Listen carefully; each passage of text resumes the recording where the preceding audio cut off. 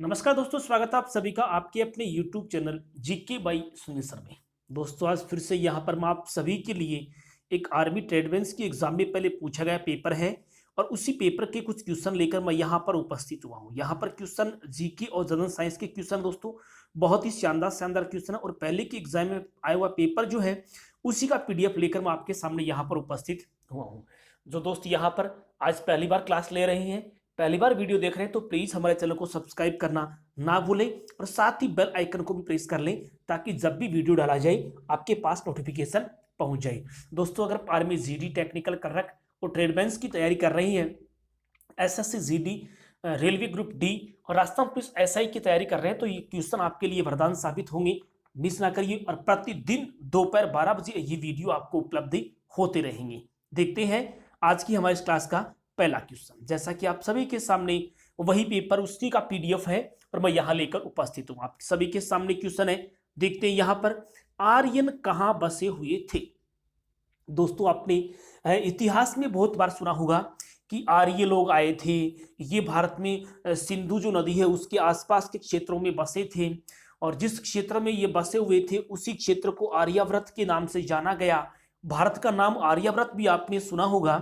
तो दिए गए जो ऑप्शन है उसमें पंजाब वाला जो एरिया है इसी से होकर बहती थी सिंधु नदी और इसी वजह से इसका आंसर यहाँ पर बी मानेंगे कि आर्य जो लोग हैं उस समय कहाँ बसे हुए थे, पंजाब में बसे हुए थे। हम यहाँ पर प्रत्येक क्वेश्चन की व्याख्या सहित बात करेंगे। दोस्तों आर्यों का मतलब क्या होता है, तो आर्यों का शाब्दिक अर्थ होता है आदर्श।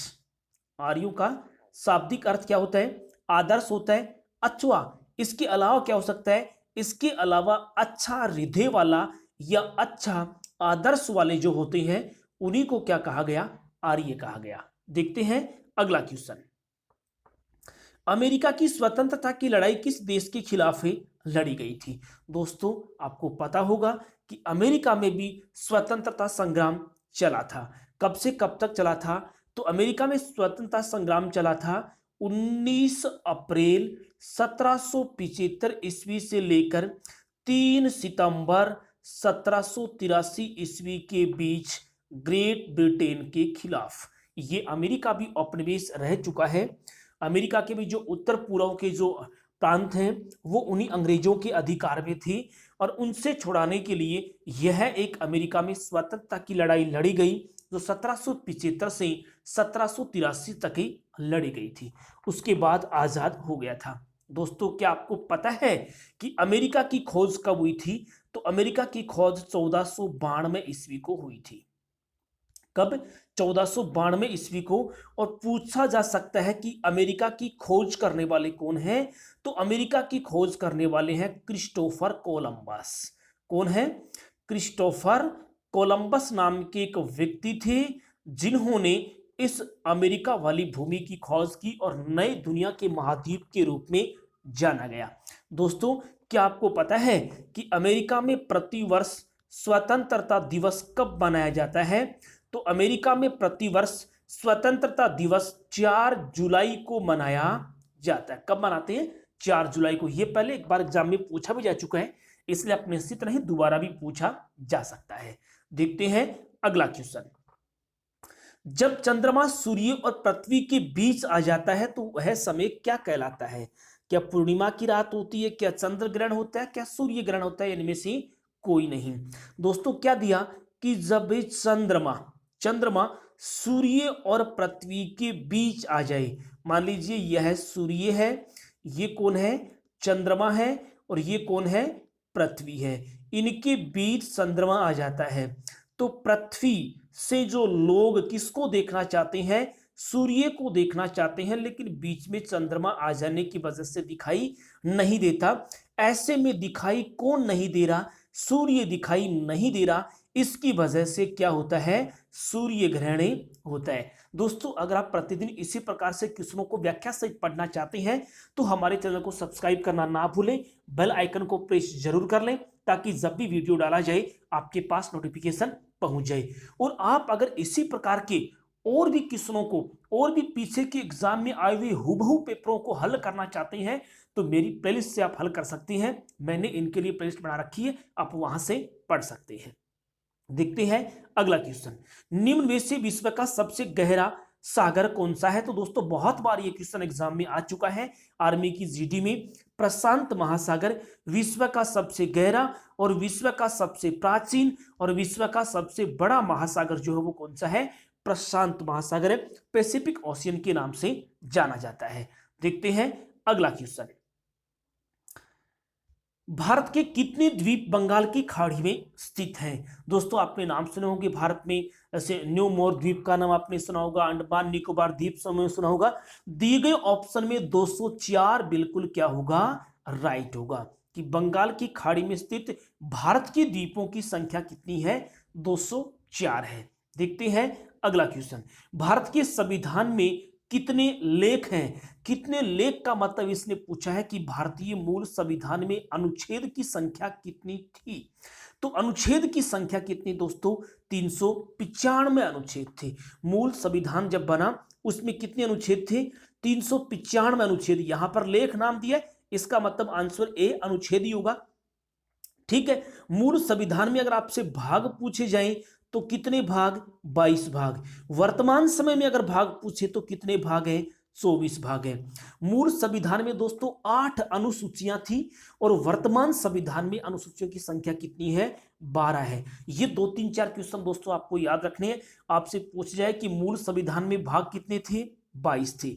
मूल संविधान में अनुसूचियां कितनी थी? 8 थी। वर्तमान में संविधान में भाग कितने? 24। वर्तमान में संविधान में अनुसूचियां कितनी है? 12 अनुसूचियां हैं। तो ये आपको यहां पर यादें रखने हैं दोस्तों। साथ ही आपको ये क्वेश्चन और पढ़ाने का तरीका आपको कैसा लगा, मुझे आप साथ साथ में कमेंट बॉक्स में रिप्लाई जरूर करेंगे, जरूर करेंगे। जो भाई वीडियो यहां पर देख रहे हैं उनसे मेरी रिक्वेस्ट है, प्लीज प्लीज प्लीज हमारे कमेंट में आप मुझे जरूर बताएं कि आप कहां से हैं, आप किसकी तैयारी कर रही हैं, और साथ ही ये क्वेश्चन और पढ़ाने का तरीका आपको कैसा लगा। देखते हैं अगला क्वेश्चन।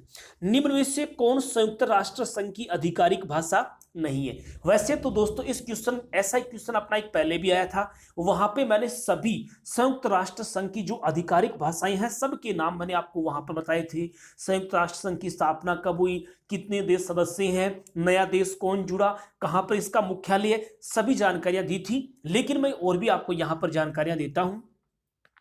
आधिकारिक भाषाएं आप लिख ले, बहुत बार एग्जाम में आता है कि संयुक्त राष्ट्र संघ की आधिकारिक भाषाएं कौन कौन सी है। तो दोस्तों संयुक्त राष्ट्र संघ की आधिकारिक भाषाएं हैं अरबी, चीनी, अंग्रेजी, फ्रांसीसी, रूसी और स्पेनी। ये देखिए, अंग्रेजी नहीं, अरबी, चीनी, अंग्रेजी, फ्रांसीसी, रूसी और स्पेनी, ये सभी संयुक्त राष्ट्र संघ की आधिकारिक भाषाएं हैं।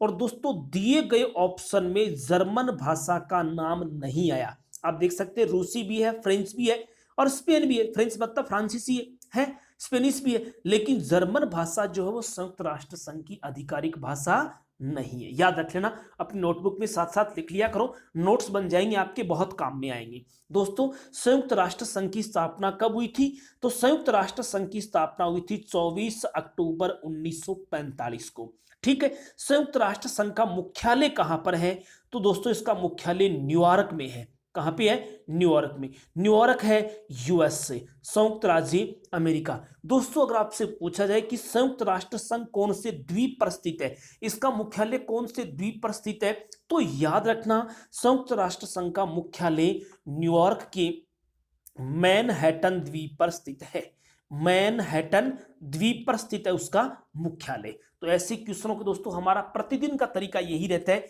कि हम प्रत्येक क्वेश्चन को यहां पर व्याख्या से पढ़ाने की कोशिश करते हैं ताकि आपकी तैयारी बेहतर हो सके और आपकी वर्दी का सपना साकार हो सके।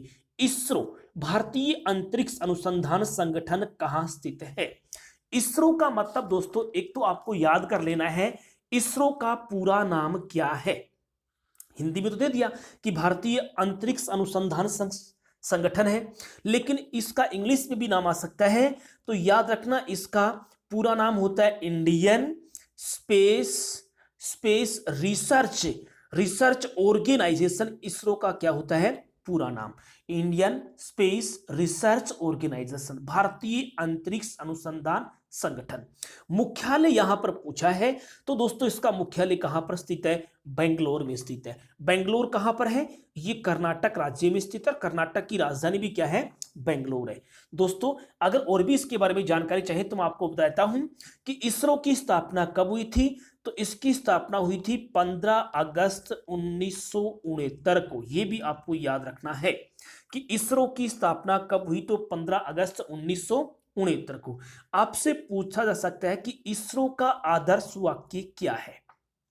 इसरो का आदर्श वाक्य क्या है? तो दोस्तों इसरो का आदर्श वाक्य है मानव जाति की सेवा में अंतरिक्ष प्रौद्योगिकी। मानव जाति की सेवा में अंतरिक्ष प्रौद्योगिकी इसरो का आदर्श वाक्य है। दोस्तों वर्तमान में इसरो का अध्यक्ष कौन है? तो डॉक्टर के सिवान। ये याद रखना, बहुत बार आ चुका है। डॉक्टर के सिवान जो है ये दोस्तों इसरो के वर्तमान क्या है? अध्यक्ष है। ठीक है। भारत ने अपना पहला उपग्रह कौन सा? आर्यभट्ट प्रक्षेपित किया था।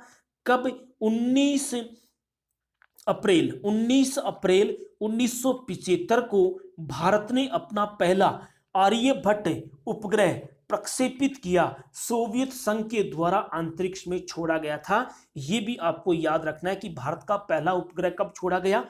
तो 19 अगस्त 1975 को। भारत के पहले कृत्रिम उपग्रह का नाम क्या है? तो आर्यभट्ट उसका क्या है? नाम है। देखते हैं अगला क्वेश्चन।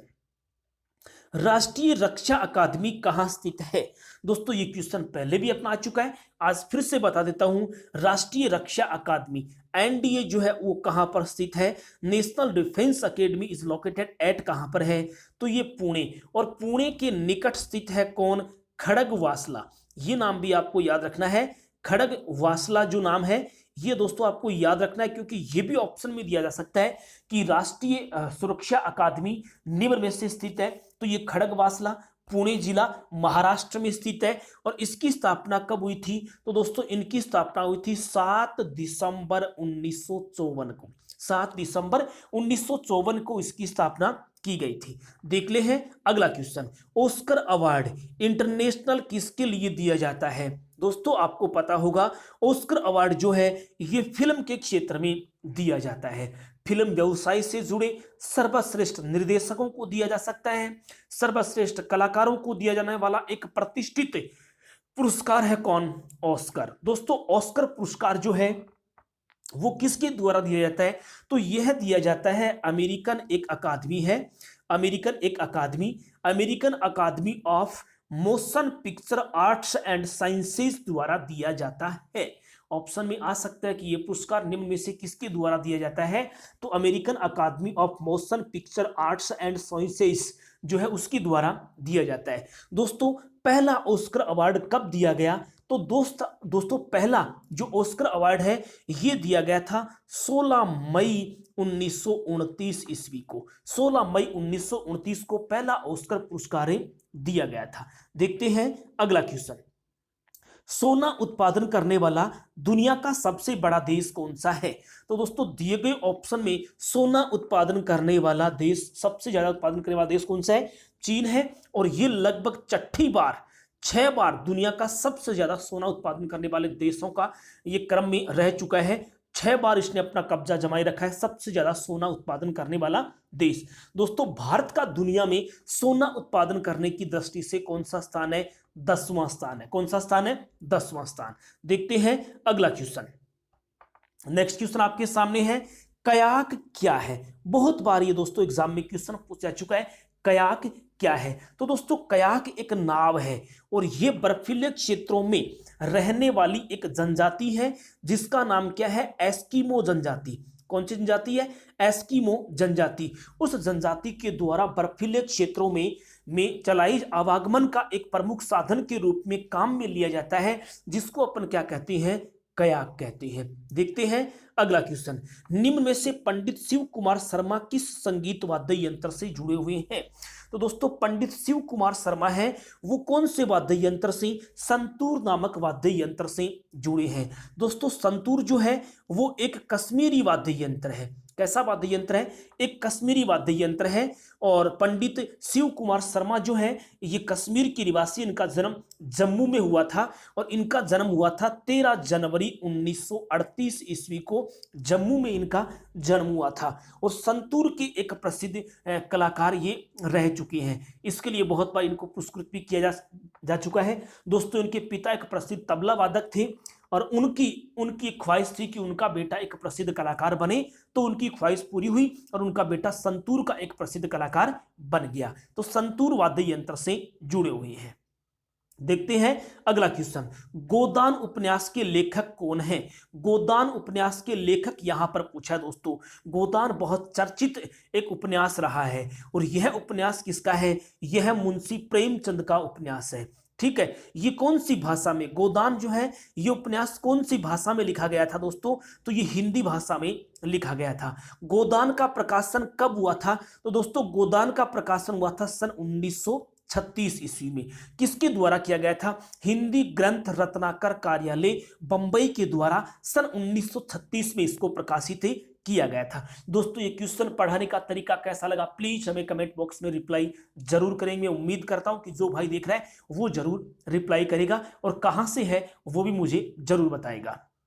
देखते हैं अगला क्वेश्चन, आधुनिक अर्थव्यवस्था क्या है? तो दोस्तों आधुनिक अर्थव्यवस्था का मतलब है सोची हुई एक आर्थिक व्यवस्था है आधुनिक अर्थव्यवस्था। नेक्स्ट क्वेश्चन, प्लासी की लड़ाई कब लड़ी गई थी? प्लासी की लड़ाई जो है वो कब लड़ी गई थी? तो दोस्तों प्लासी की लड़ाई लड़ी गई थी 23 जून 1757 ईस्वी को। ऑप्शन ए बिल्कुल यहां पर क्या होगा? राइट होगा। कहां पर लड़ी गई थी? ये मुर्शिदाबाद के निकट एक जगह है, उसके दक्षिण में 22 मील दूरी पर नदिया जिला है, गंगा नदी के किनारे प्लासी नामक स्थान पर यह युद्ध हुआ था 23 जून 1757 को। यह युद्ध किन किन के बीच हुआ था? तो बंगाल के एक नवाब थे जिनका नाम था सिराजुद्दौला। क्या नाम था? सिराजुद्दौला। और उनके सामने कौन थी? British East India Company. इन दोनों के बीच ये युद्ध लड़ा गया। सिराजुद्दौला इस युद्ध में हार गया था और ब्रिटिश ईस्ट इंडिया कंपनी का नेतृत्व कर रहे थे रॉबर्ट क्लाइव जो है वो इस युद्ध में जीत गए थे। तो हम कह सकते हैं कि युद्ध ब्रिटिश ईस्ट इंडिया कंपनी और बंगाल के नवाब सिराजुद्दौला के बीच 23 जून 1757 को लड़ा गया। सिराजुद्दौला हार चुके थे और रॉबर्ट क्लाइव जो है वो विजेता हो गए थे। देखते हैं नेक्स्ट क्वेश्चन, गुड फ्राइडे किससे जुड़ा हुआ है? तो दोस्तों गुड फ्राइडे जो है ये जुड़ा हुआ है ईसा मसीहा का जुनून और उन्हें सूली पर चढ़ाना और उनकी मृत्यु से संबंधित। दोस्तों ईसाई धर्म ग्रंथों के अनुसार इसी दिन शुक्रवार था और शुक्रवार के दिन ईसा मसीह ने अपने प्राण त्याग दिए थे और इसी शुक्रवार को दोस्तों गुड फ्राइडे के रूप में ईसाई धर्म प्रमुख त्योहार के रूप में मनाता है। अगला क्वेश्चन, राष्ट्रीय खेल दिवस कब मनाया जाता है? पहले भी मैं इसके बारे में काफी चर्चा कर चुका हूं। दोस्तों राष्ट्रीय खेल दिवस है वो 29 अगस्त को मनाया जाता है। भारतीय हॉकी के जादूगर कौन? मेजर ध्यानचंद, आपने नाम सुना होगा, मैं इसके बारे में बता भी चुका हूं। हॉकी के जादूगर मेजर ध्यानचंद का जन्मदिन है वो 29 अगस्त को ही था और 29 अगस्त के उनके जन्म दिवस के रूप में राष्ट्रीय खेल दिवस मनाया जाता है। मेजर ध्यानचंद का जन्म हुआ था 29 अगस्त 1905 को। उत्तर प्रदेश के इलाहाबाद में उनका जन्म हुआ था 29 अगस्त को। इसी वजह से प्रतिवर्ष भारत राष्ट्रीय खेल दिवस के रूप में 29 अगस्त को मनाता है। देखते हैं अगला क्वेश्चन। दोस्तों इसी प्रकार से अगर आप क्वेश्चनों को प्रतिदिन व्याख्या सहित पढ़ना चाहते हैं तो प्लीज हमारे चैनल को सब्सक्राइब करना ना भूलें, साथ ही बेल आइकन को प्रेस कर लें। और अगर आप इसी प्रकार के और भी क्वेश्चन व्याख्या सहित पढ़ना चाहते हैं तो आप मेरी प्लेलिस्ट से पढ़ सकते हैं। देखिए क्वेश्चन, भारत की सबसे बड़ी मौसम विभाग प्रयोगशाला कहां पर स्थित है? तो दिए गए ऑप्शन में जयपुर में इनमें से सबसे बड़ी प्रयोगशाला है। वैसे भारतीय मौसम विभाग का जो मुख्यालय है वो कहां पर स्थित है? दिल्ली में स्थित है। लेकिन ऑप्शन में सबसे बड़ी प्रयोगशाला पूछी है तो वो राजस्थान की राजधानी जयपुर में स्थित है। और भारतीय मौसम विभाग की जो मुख्यालय है वो कहां पर स्थित है? दिल्ली में है। भारतीय मौसम विभाग की स्थापना कब हुई थी? 1875 ईस्वी में भारतीय मौसम विभाग की स्थापना हुई है। तो ये बहुत ही अच्छा और शानदार क्वेश्चन है दोस्तों, पूछा सकता है, निश्चित रहे लिख लें अपने नोटबुक में साथ साथ में। निम्न में से कौन सा पक्षी उड़ नहीं सकता है? तो दोस्तों आसान सा क्वेश्चन आपके सामने कि इनमें से कौन सा पक्षी नहीं उड़ सकता। कोयल, तोता, मोर तो हमने उड़ता हुआ देखा है, लेकिन कीवी एक ऐसा पक्षी है जो पंख नहीं होते उसके, उसकी वजह से वो उड़ नहीं पाता है। इसलिए आंसर डी बिल्कुल क्या होगा, राइट होगा। अब साइंस के क्वेश्चन दोस्तों स्टार्ट हो चुके हैं, देखते हैं साइंस के क्वेश्चनों के बारे में। तो क्वेश्चन आपके सामने, निम्न में से विद्युत प्रभावन बल की इकाई क्या है? विद्युत प्रभावन बल की इकाई यहां पर आपसे पूछी गई है, इसका मतलब उसकी इकाई क्या है, वोल्ट है। विद्युत प्रभावन बल की इकाई क्या है, वोल्ट है। देखते हैं अगला क्वेश्चन, ध्वनि तरंगे क्या है? दोस्तों ध्वनि तरंगे क्या अनुदैर्ध्य होती है, श्रृंग होती है, दोनों होती है, या इनमें से कोई नहीं? तो दोस्तों ध्वनि तरंगे दोनों प्रकार की होती है, श्रृंग भी होती है और क्या होती है, अनुदैर्ध्य प्रकार की भी होती है। देखते हैं अगला क्वेश्चन, जब तरंग एक माध्यम से दूसरे माध्यम में जाती है तो उसमें जो क्या नहीं बदलता है? जब जब तरंग एक माध्यम से दूसरे माध्यम में जाती है तो इसमें से क्या है जो बदलता नहीं है? दोस्तों क्या आयाम नहीं बदलता, क्या गति नहीं बदलती, क्या आवर्ती, क्या तरंग दैर्ध्य? तो दोस्तों क्वेश्चन का आंसर याद रखना, उसमें उसकी आवर्ती में किसी प्रकार का कोई बदलाव नहीं होता है। जब तरंग एक माध्यम से दूसरे माध्यम में जाती है तो आवर्ती में कोई बदलाव नहीं होता है। देखते हैं अगला क्वेश्चन, आकाश नीला क्यों दिखाई देता है? तो दोस्तों आकाश है उसका नीला दिखाई देने का कारण इनमें से कोई भी नहीं है। ऑप्शन डी बिल्कुल क्या होगा, राइट होगा। और आप मुझे कमेंट बॉक्स में बताएंगे कि आकाश नीला क्यों दिखाई देता है। यह अपवर्तन, परावर्तन, परकिरण किसकी वजह से होता है, यह मुझे आप कमेंट बॉक्स में जरूर बताएंगे, वरना तो फिर मुझे कमेंट बॉक्स में जरूर लिख के बताना पड़ेगा। आपसे मैं उम्मीद करूंगा आप मुझे जरूर बताएंगे। सोडियम की परमाणु भार संख्या 11 है तो उसका परमाणु भार क्या होगा? सोडियम का परमाणु संख्या 11 है तो उसका परमाणु भार क्या होगा? तो इसका आंसर आपको देना है दोस्तों, उसका परमाणु भार कितना होता है, 23 होता है। डी आंसर यहां पर बिल्कुल राइट होगा। यह भी याद कर लें, सोडियम की परमाणु संख्या 11 है तो उसका परमाणु भार कितना हो गया, 23 हो गया। ठीक है, चलिए अगला क्वेश्चन है, कौन सा पदार्थ रासायनिक प्रक्रिया की दर को कौन बदलता है? कौन सा पदार्थ? देखो ऐसे क्वेश्चन की डिफिकल्ट भाषा के रूप में आते हैं और उन्हीं को अपने को हल करना पड़ता है कि कौन सा पदार्थ रासायनिक प्रतिक्रिया की दर कौन बदलता है, को बदलता है। यहां थोड़ा सा मिस्टेक हो गया। तो दोस्तों दिए गए ऑप्शन में उसका उत्प्रेरक है जो उसकी रासायनिक प्रतिक्रिया को बदलता है। देखते हैं अगला क्वेश्चन, निम्न में से अम्ल क्या है? कौन सा इसमें से अम्ल है? अम्ल इसमें से कौन सा है?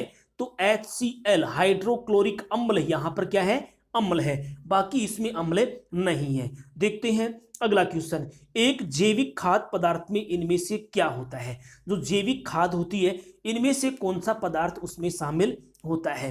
Carbon, hydrogen, nitrogen, oxygen. तो दोस्तों जैविक खाद्य में क्या होता है, कार्बन होता है। क्या होता है, कार्बन। देखते हैं नेक्स्ट क्वेश्चन, स्टेनलेस स्टील का मुख्य घटक क्या है? स्टेनलेस स्टील जंगरोधी लोहा जो होता है जिसमें मैग्नीज मिला हुआ होता है, उसका मुख्य घटक होता है Fe, फेरियम। क्या होता है, Fe होता है। इसलिए आंसर ए बिल्कुल क्या होगा, राइट होगा। मानव शरीर में सबसे बड़ी हड्डी कौन सी है? तो दोस्तों मानव शरीर की सबसे बड़ी हड्डी होती है जांघ की हड्डी, जिसको अपन फीमर कहते हैं, वो मानव शरीर की सबसे बड़ी हड्डी होती है। देखते हैं अगला क्वेश्चन, मानव शरीर में प्रोटीन का पाचन कहां होता है? दोस्तों मानव शरीर में प्रोटीन का जो पाचन है वो कहां पर होता है? तो मानव शरीर में प्रोटीन का पाचन है वो दोस्तों छोटी आंत में होता है। कहां होता है, छोटी आंत में। आंसर ए बिल्कुल यहां पर क्या होगा, राइट होगा। नेक्स्ट क्वेश्चन है, पशु वर्ग को कितने और भागों में बांटा गया?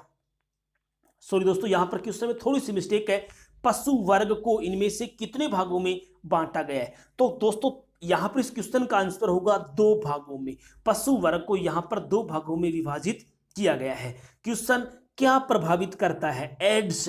एड्स जो है इनमें से किसको प्रभावित करता है? तो दोस्तों एड्स जो होता है वह प्रतिरक्षा प्रणाली को प्रभावित करता है। एड्स का रोगी जो होता है उसकी इम्यून सिस्टम जो होता है, वो प्रतिरक्षा जो प्रणाली होती है दोस्तों, बहुत कमजोर हो जाती है और धीरे धीरे व्यक्ति की क्या हो जाती है, मृत्यु हो जाती है। और देखते हैं आज का लास्ट क्वेश्चन आपके सामने, निम्न में से विटामिन सी का अब सबसे अच्छा स्रोत क्या है? विटामिन सी का सबसे अच्छा स्रोत इसमें से क्या होगा, बताइए। देखिए दोस्तों, इस क्वेश्चन का आंसर आप भी मुझे कमेंट बॉक्स में बताएं। लेकिन यहां पर तो जो है वो ऑप्शन जो दिया गया है वो टमाटर दिया गया है कि विटामिन सी का सबसे अच्छा स्रोत टमाटर होता है, लेकिन लगता नहीं है, यहां पर कुछ और भी ऑप्शन यहां पे मिस्टेक हो रहे हैं। तो आप मुझे कमेंट बॉक्स में जरूर बताएंगे कि इसका आंसर क्या होगा।